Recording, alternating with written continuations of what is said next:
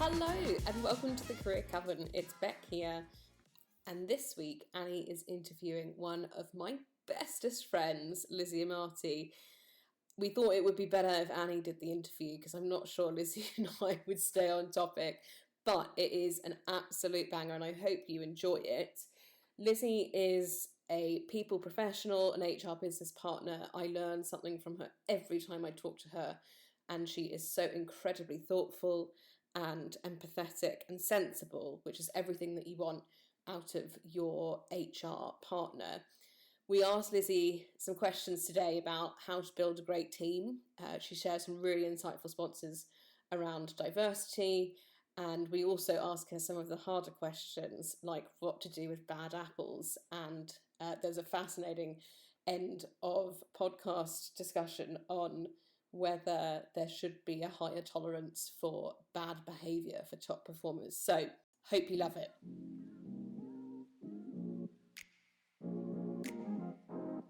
So we just thought we'd start by asking you to tell us a bit about your own career before we start kind of asking loads of questions on how to build great teams and more intense stuff. It would be great to hear just a little bit about your career. Great. So I have had my career primarily in the civil service in HR roles. So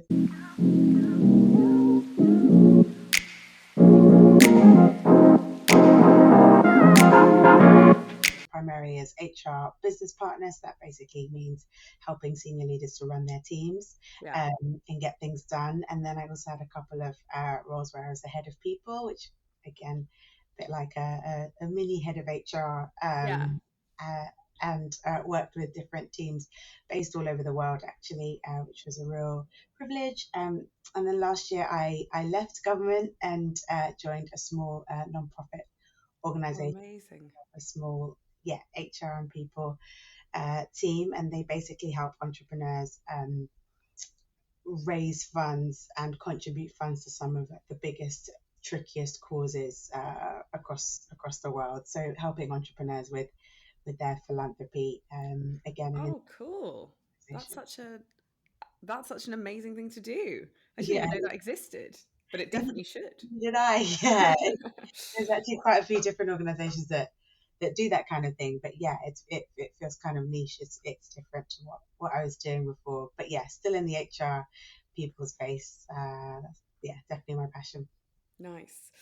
And yeah, we wanted to talk to you about like team and how to build a good team and how someone within kind of the HR people division thinks about like team composition and balance, because I don't know if it's talked about, that much publicly. It's definitely talked about like behind closed doors for sure with small groups. So to jump into like quite a tricky question, I would say, is there a right, like a correct construction of a team in your view? And what sort of traits do you think are the most important ones to balance in that kind of right team setup? Yeah, it's a great question. I think there isn't necessarily a right construction of a team, because teams have to do so many different things, and the goals, the mission of different organizations can vary so greatly. However, I do think that let's take like the corporate world. If you have the privilege to build a team, there are a few things you should try and get right. And so for me, and for lots of HR professionals and practitioners, like we've been talking about diversity for a long time, and that doesn't necessarily mean what people think it means. It doesn't mean make sure you've got some men, make sure you've got some women, or make sure it's not necessarily what we mean. What we mean is there should be different people from different experiences, different life experience, different perspectives, different thought, kind of thinking, different ways of thinking. Like there should be some element of difference in a team. You'll also get some people who tend to be really analytical, and you'll get the people who love to drive forward with action. And so I think there are different traits you should be hiring for depending on the team, depending on what you're trying to get done. You have people who are a little bit more strategic. You have people who are good at starting things or really bad at finishing things. That's me. And you have people who are really good at like completing things. And so I think if you can, when you're building a team, the balance is necessary. You should have different types of people, in a team. Yeah, it's so interesting because, like, yeah, you're right. Everyone has their own kind of interpretation, I think, of what diversity means. And in tech, or in like tech startups, in general, I would say I think the diversity is quite poor. Don't think that would surprise anyone. But it isn't just, ethnic diversity. It isn't just like gender diversity. It is that like diversity of thought. Like if everyone just went to private school and then went through like Russell Group universities, like in all honesty, you just don't have that much diversity, whether or not it looks, visually like you do. And not that I'm saying that on the gender or the ethnic diversity they have it right, but I think there's also this thing of like, oh well, if it's the same like composition of person, it's sort of fine. And it's like, no, that is the whole point, is that we all think the same. And it brings in loads and loads of risk, doesn't it, for like problem solving and the way you approach things. So totally agree. So I think, what have you seen go wrong the most often when building teams and creating cultures?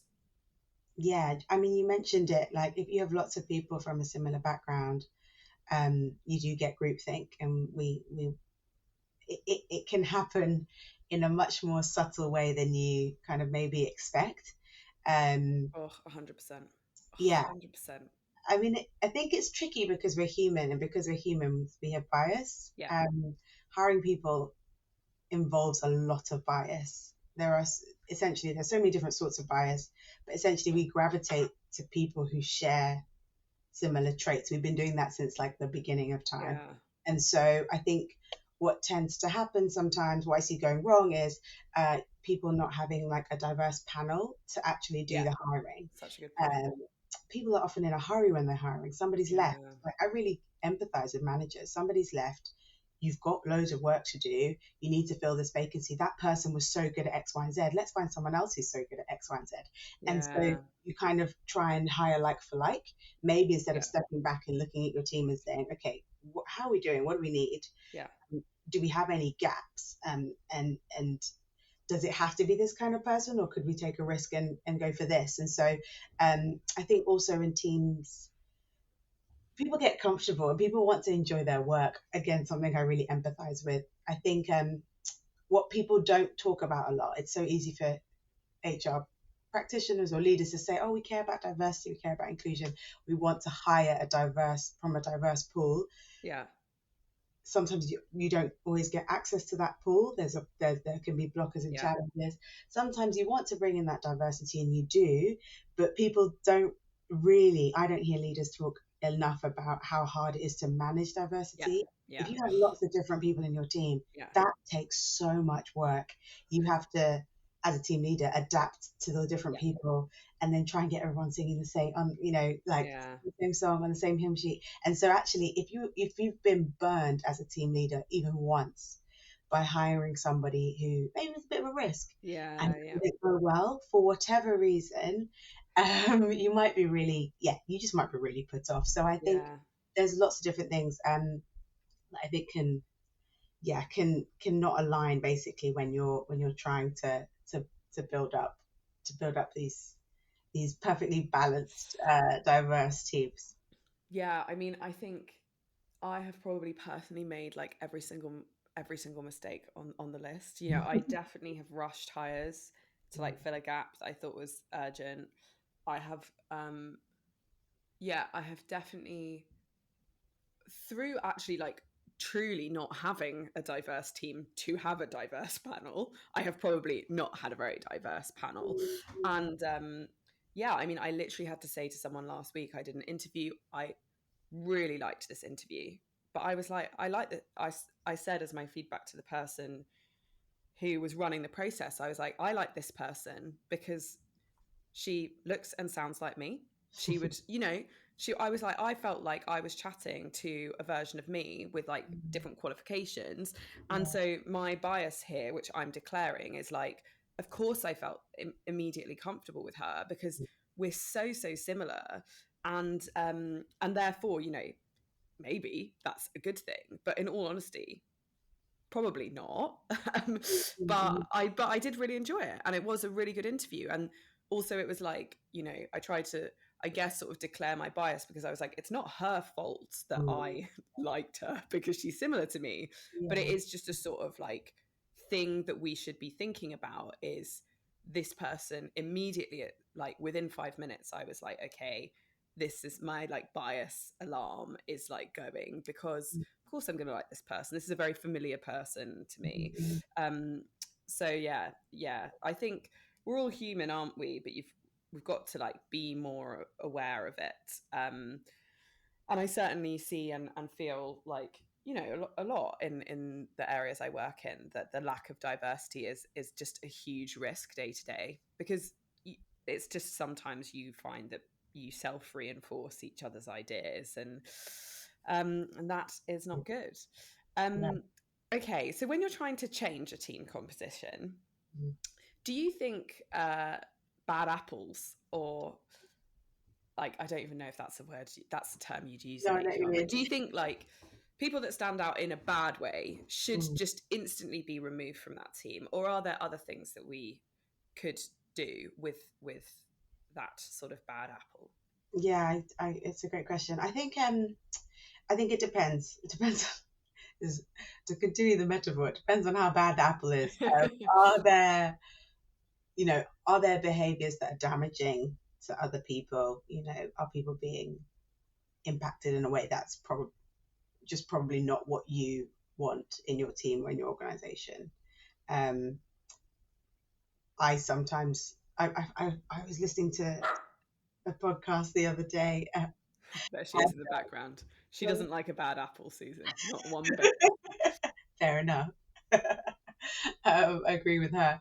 I was listening to a podcast the other day, and it's these leaders have just started a private equity company, and they were talking about the fact that they hire slowly and fire quickly, which I found really interesting. And sometimes there is power, and there is an element of worth in being really clear about what your team culture is not. And if somebody kind of goes past those boundaries in quite a severe way, like I'm saying, super bad apple, actually it sends a huge positive signal to say this person, it's not right for us, doesn't fit our culture. However, majority of the time that won't happen, and it'll be someone who's potentially pretty good at their job, but rubs everyone, disruptive, rubs everyone up the wrong way, like,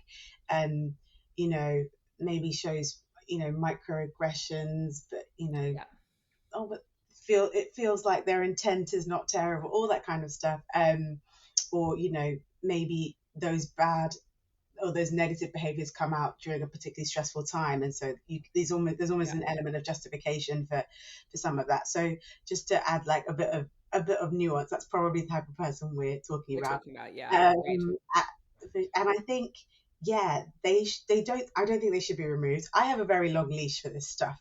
Now, what people don't talk about loads, I think, is how hard it is to manage poor performance. Let's say poor behaviors. It is so draining for managers and team leaders to actually deal with this and keep going and sustain it, and as well as doing their jobs.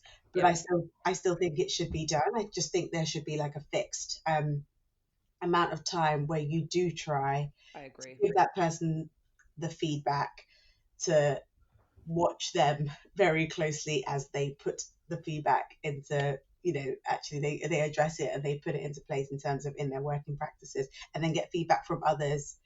Like, is is working, is their behavior improving? And so I would say that if you can help them adapt their behavior, if you can help them adapt their behavior and change the impact that they're having, great. And obviously they need to be achieving some performance goals. They need to be doing outputs as well as Something. this. Yeah, otherwise it's not worth the stress.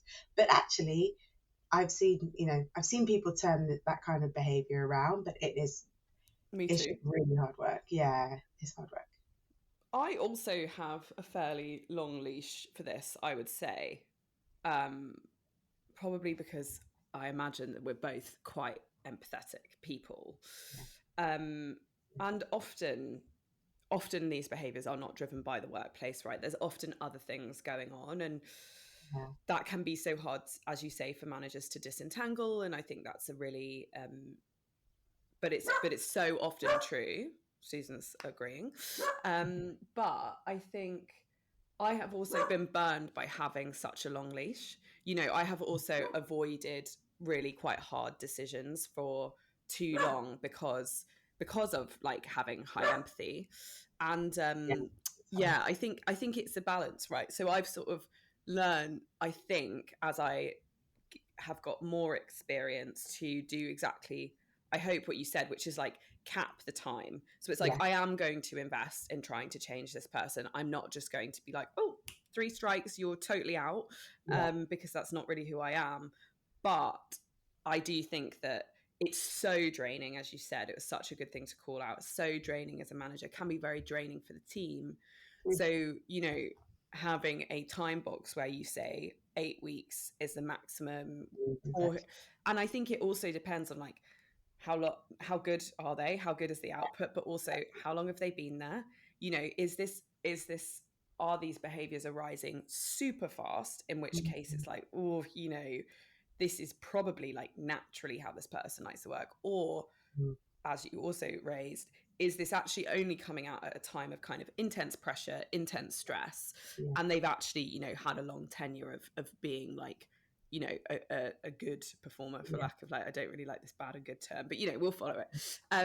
So I think that's really it's a really good summary of things that I think you need to think about when there is someone who might be a bit of a bad apple.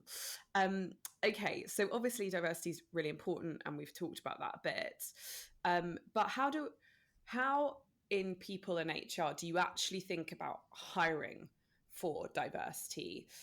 Do you put structure around it? What would you say are some best practice hiring techniques? Yeah, we're really fortunate these days. There's a lot out there. If a business, has some resource and has some money to spend, there are quite a few tools that have been developed to focus on this. But in general, a few techniques would be kind of trying to bring in elements of name blind recruitment, or where you don't kind of see civil services really well. You don't see who is putting in the application, you just get the application, it just, again, bias. It just takes out little opportunities that we can have to say, oh, that person maybe from an ethnic minority, or whatever it is, or that person may be very different, and that's okay.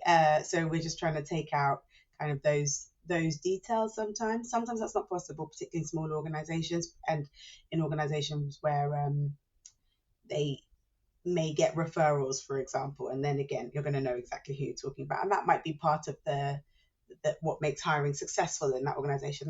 That's fine, but then you have to put some other kinds of things in place to have a look at, to just check biases where you can. So you said you were on a panel. Don't never do hiring by yourself. There should be a couple of stages at least, to give that person an opportunity to perform actually at interview, and you would hope that the people on the panel would come from slightly different schools of thought or different backgrounds, maybe different universities, whatever that is. What HR practitioners are talking about a lot is doing like task-based Yeah.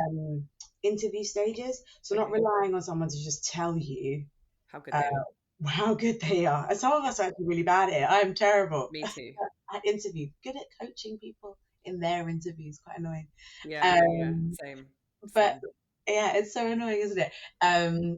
And so yeah, just if you give people a task to do, ideally if you can pay them for that task, pay them for that time, that's really, really good practice. I agree. Just recognize that, you know, they are doing some work for you in a way. Especially on that, I think if you are giving them work that is directly relevant to what you are doing now, that effectively they're like, oh, you're getting me to like design a screen for your current app, and they could just use it, right? Like, I think in particular where it's so current, it's like you should be paying people, especially if it's longer than like an hour.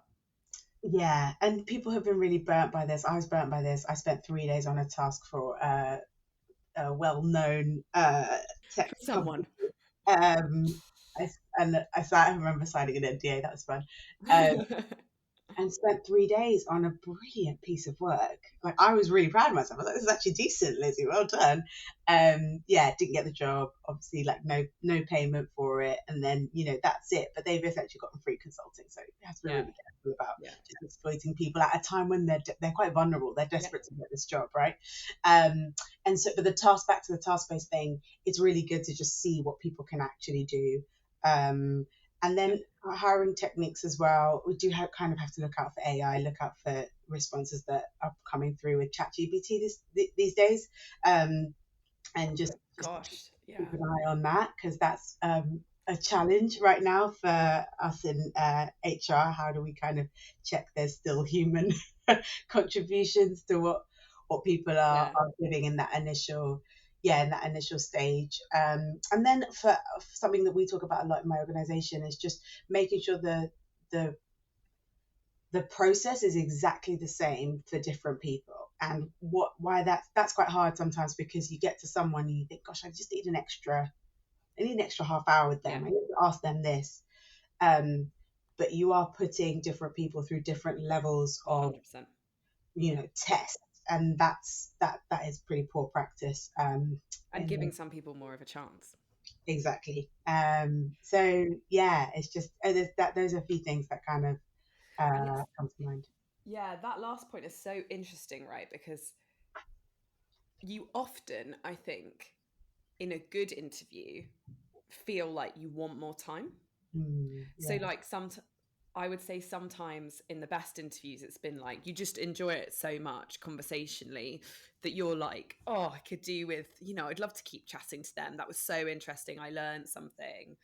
But obviously, yeah, if they get double the interview time of everyone else, like that is so clearly like not a fair process. Absolutely, yeah. But I've never really thought about it like that. And I think that, I'm learning a lot, basically, Lizzie. As you say things, I'm like, oh God, how much of this do I actually do?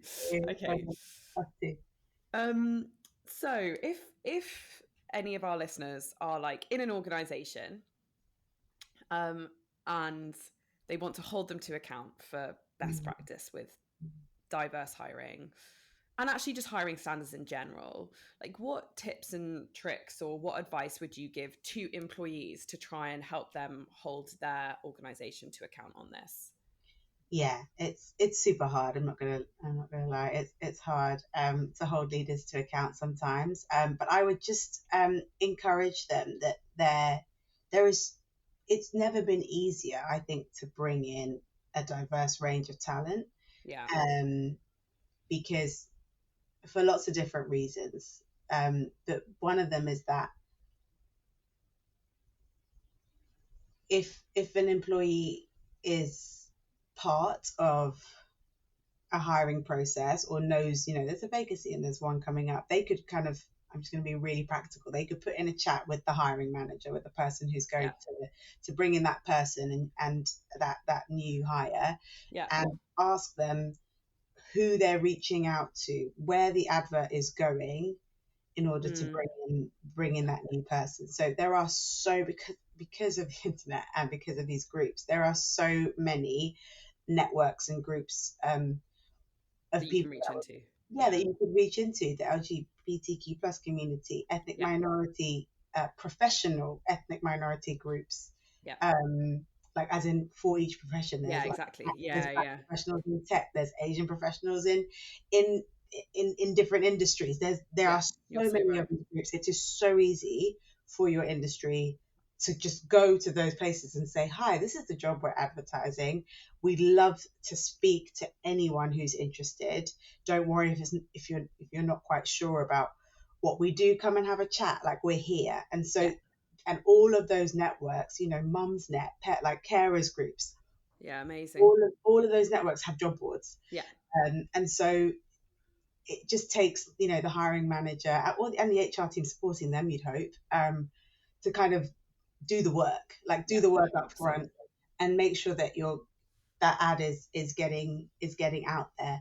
I would ask them about how much they use CVs. This is a little controversial, but CVs tend to help us increase our bias because we look for things we recognize in a 1 A4 or 2 A4 kind of document.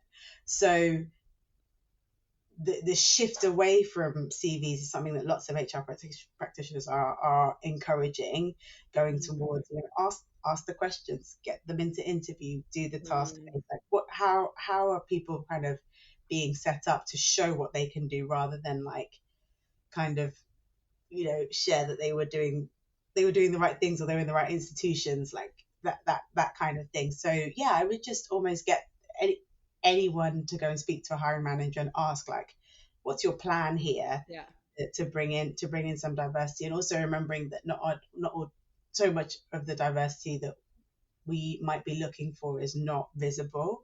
And so we have like neurodivergence now, we have so many other things that, and hidden disabilities and things like that. And so, you know, how are they planning to make it easier to do that? Or they can go chat to their HR and say, hey, what's your hiring strategy? What's your talent acquisition strategy? Do you have any, again, controversial targets for diversity, or do you kind of are you thinking about it?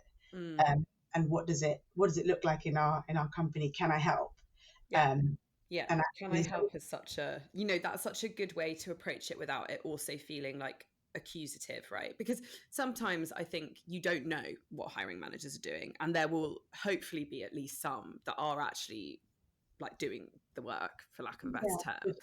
But I think can I help is a really nice way to say, like, I've got some ideas, you know, you might already be thinking about this, but I would love to help because I care a lot about this. That changes the nature of what could be, you know, quite a hard conversation. And I don't think it has to be, but I do think it's really good to raise it before really key hires, or if you are worried that there isn't a process.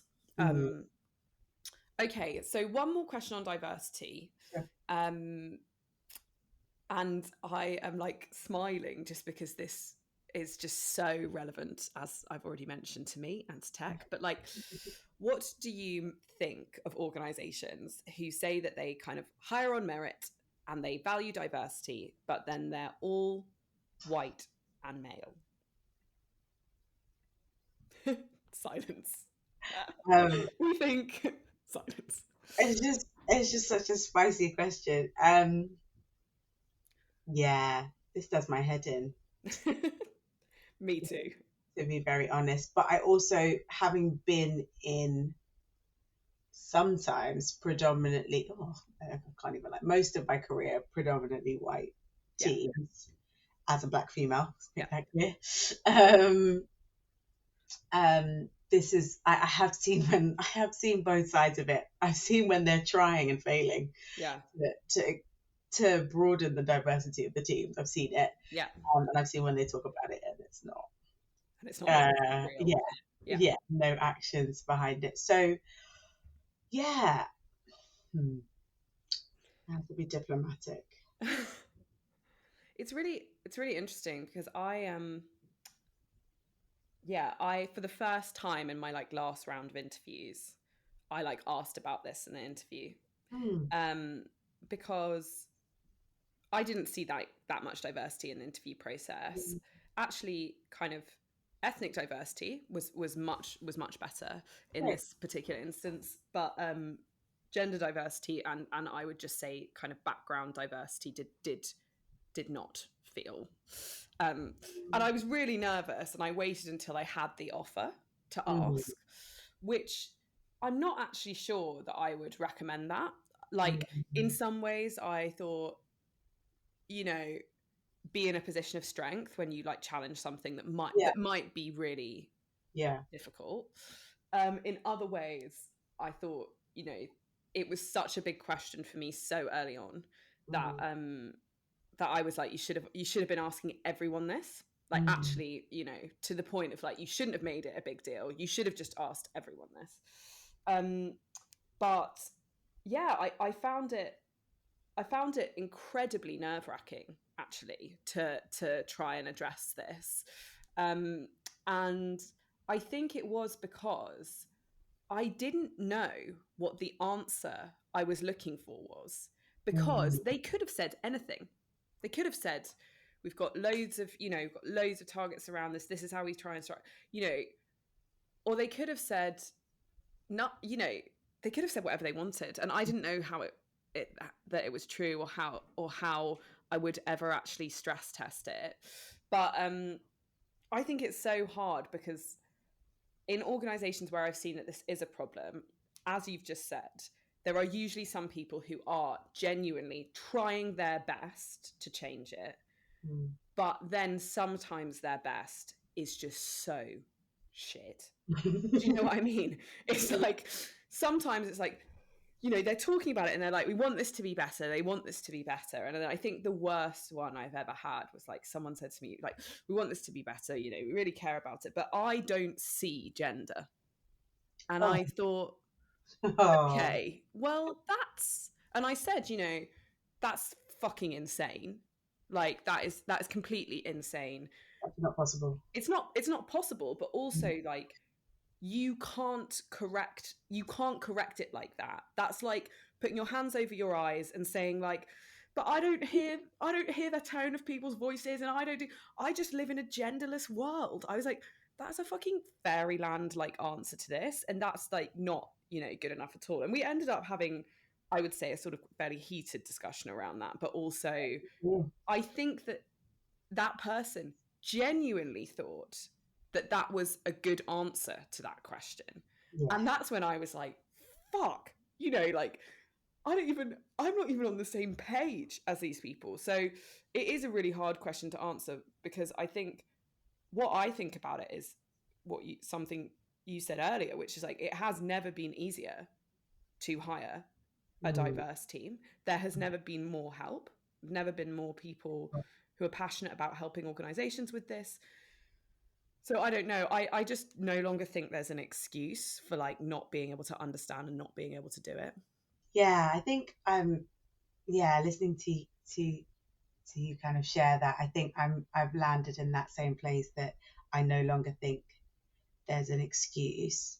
However, there are certain skill sets where we are struggling to see diversity in those industries. So everything you said is spot on, and that person who doesn't see gender needs, you know, so much help in life generally. But we are struggling to see like people from ethnic minorities in like the STEM kind of spaces, and we are struggling with different things. But I think what your point was so interesting. Ask about it. Ask everyone in the interview process. I actually asked to speak to somebody in the organization from an ethnic minority. I asked to interview them as part of my interview. Yeah, nice. And actually that was really cool, because I could,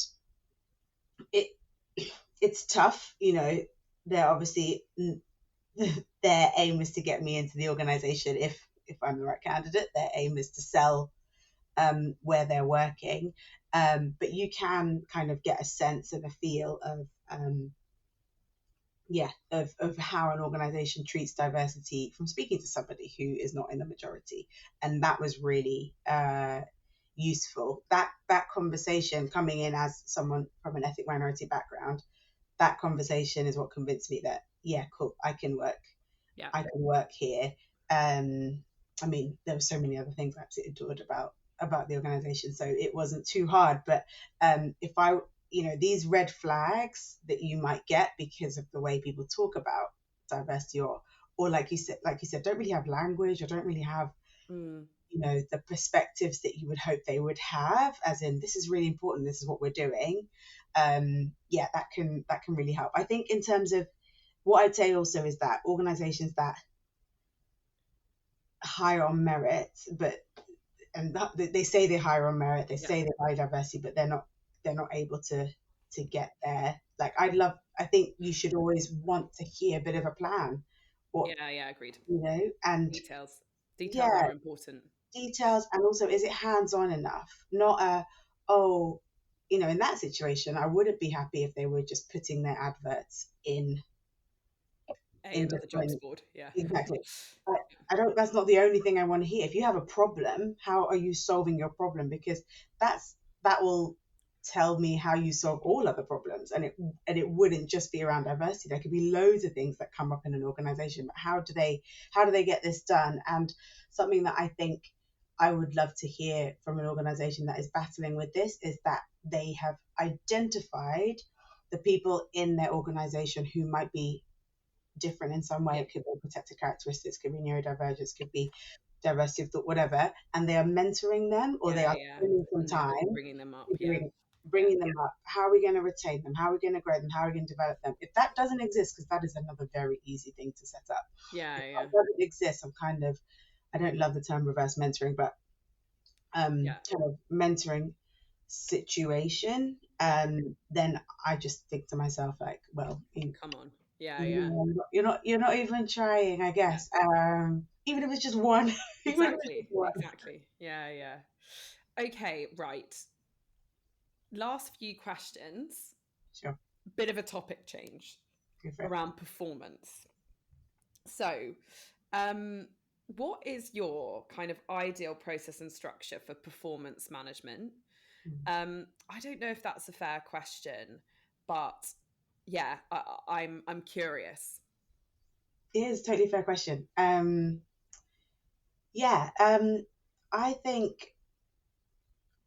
I think performance management has gotten like a really bad name and bad rep over the years, and really, I think it has to be kept really simple. Like, are you doing what you're paid to do?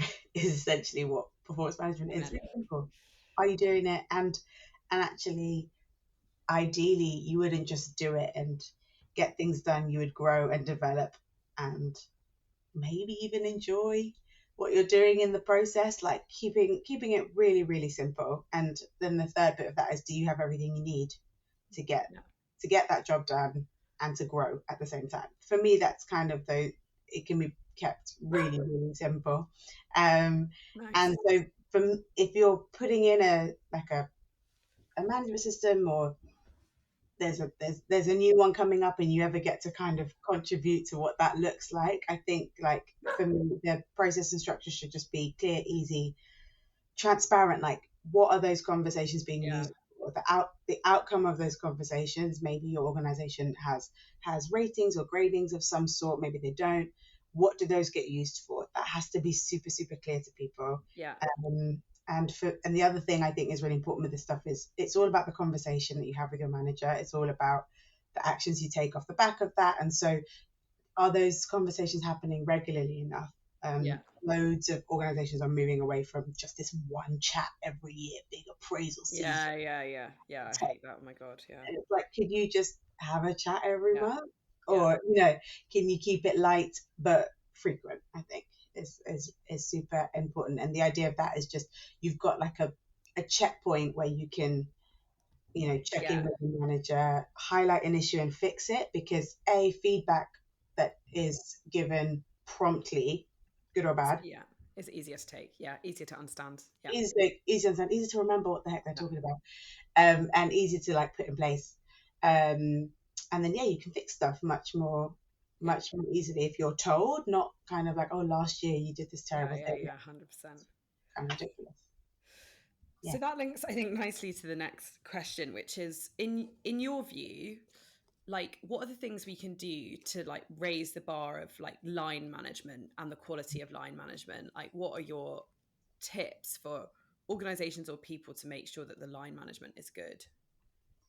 Yeah, this is a really hard one. So there's a lot of data out there that says essentially that people don't leave organizations, they leave line managers. Like if you're going to leave a job, 100%.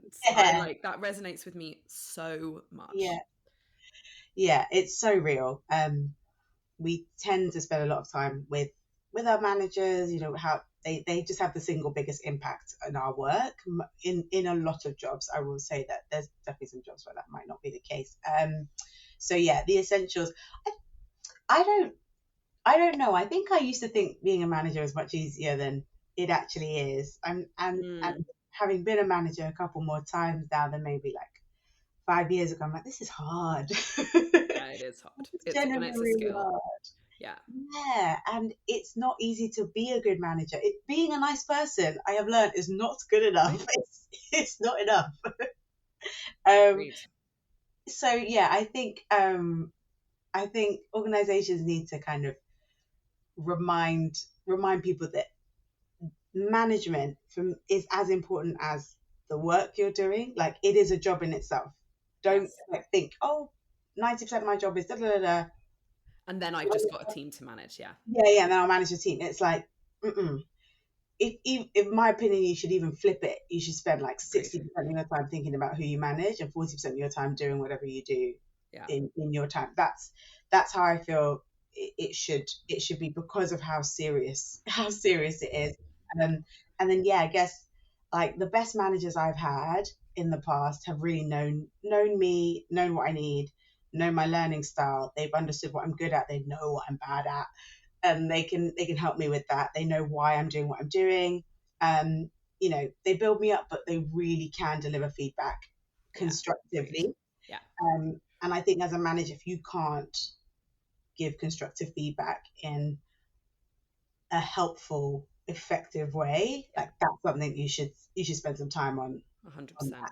Yeah, that's what I'd say. Yeah. Like people really need clarity, they need honesty, but they do need empathy. Yeah. But like above all, I think people just need consistency. If you Agreed. have a manager who's like, Consistency, I think, is so yeah, true. Yeah. uh, Yeah, I totally agree with what you've just said. For me, the ability to give feedback is like, you know, next to none. And then consistency, I think like that is your job once you're managing a team. And I just don't think enough is talked about actually how hard that can be, as you yeah, say, for the manager. It's like being consistent every day. yeah, But also I think as you think about like leading teams, it is so hard to work for and be led by someone who is just in like all over the place, very up and down. It just, even if you don't intend it to, it creates a culture of like people feeling on edge. And that mm, is just like, I think, one of the worst environments in which to work. Okay, very last one. Very last one. Um, do you think there is higher tolerance for poor mm. performance or bad behavior? Or no, sorry, bad behavior if someone is a top performer? And what do you think of that? Do you think that's right? Do you think there should be more leeway if someone is like outputting amazing work? Yeah. I think it's really tough. There is, Yeah. in my experience, not huge amounts, but in my experience, there is always higher tolerance um, for bad behavior, because companies have a goal, organizations have a goal, you know, and having someone who meets those, Yeah. um, yeah, it's hard to say no to that. I think what tends to happen is a leader of that organization, where there is that person who's really flipping good at their job but doesn't behave well, they probably don't have, you know, that much engagement or interaction with that person. Yeah. So their behavior can Yeah. probably Yeah. be ended, to be Yeah. honest with you, at a top level, at a high level. Why not? It takes, I think, quite a strong manager to say, yeah, no, this isn't going to work. Do I think that should be the case? I no, but But I've never yeah. run my own business in and I particularly when it's a smaller business and you are trying to make things work, I think it's really, really hard, and I empathize with people who just think, okay, yeah, we will keep this person on. I would say though, the risk is that you just essentially neglect everybody else. You know, to keep this one great performer, like what's the trade-off? Yeah, what's the trade-off? That's yeah.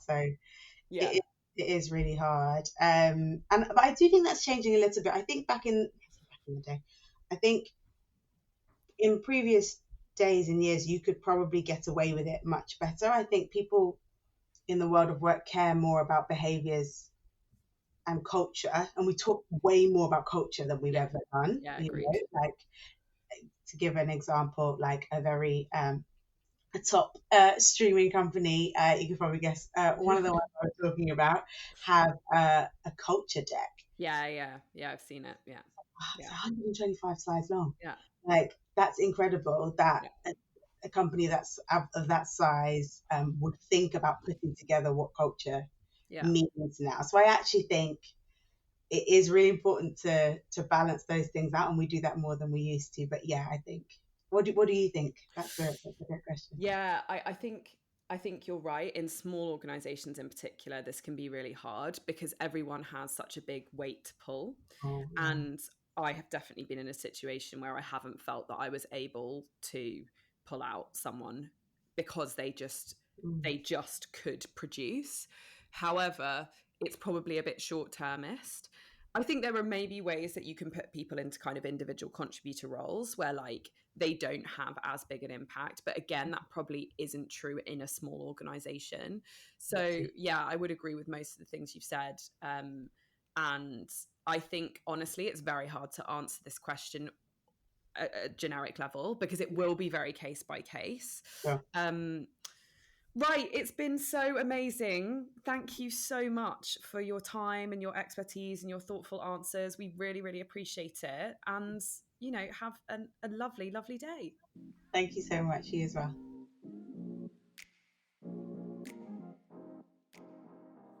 Thank you so much for making it to the end of the podcast. If you've made it this long, it means hopefully that you loved it. If you did love it, please give us some stars wherever you found us and a little follow so that helps other people find us too. Bye!